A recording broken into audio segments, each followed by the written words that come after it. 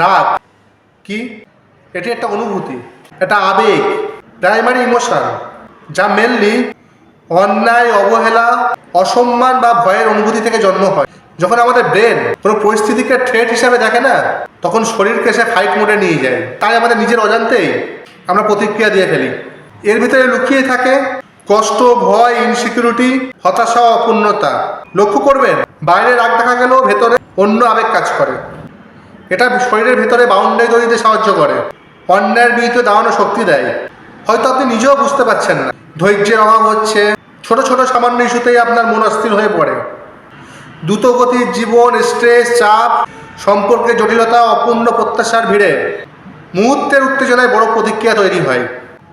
রাগ মানুষের একটি স্বাভাবিক ইমোশন, কিন্তু যখন এটা নিয়ন্ত্রণের বাইরে চলে যায়, তখন তা ধীরে ধীরে সম্পর্ক, সিদ্ধান্ত নেওয়ার ক্ষমতা এবং মানসিক শান্তিকে ক্ষতিগ্রস্ত করা শুরু করে।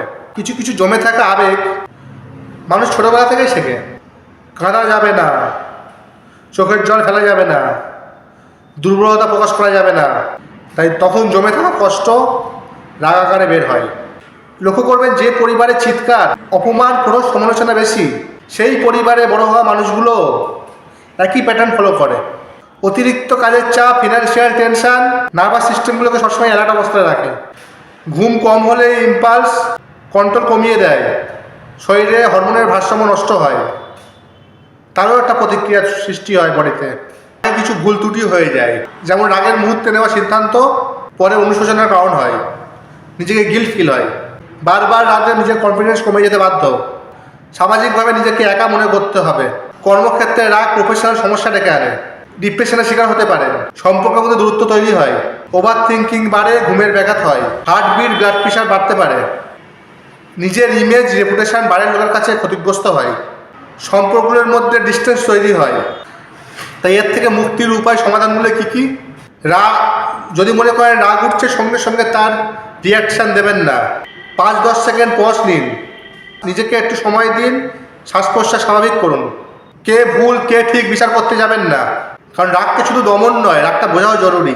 লাইফস্টাইল চেঞ্জ করতে পারেন, ডায়েট ঠিক করুন, পুষ্টিকর খাবার খান এবং মিনিমাম দৈনিক 8 ঘন্টা ঘুমানোর চেষ্টা করুন।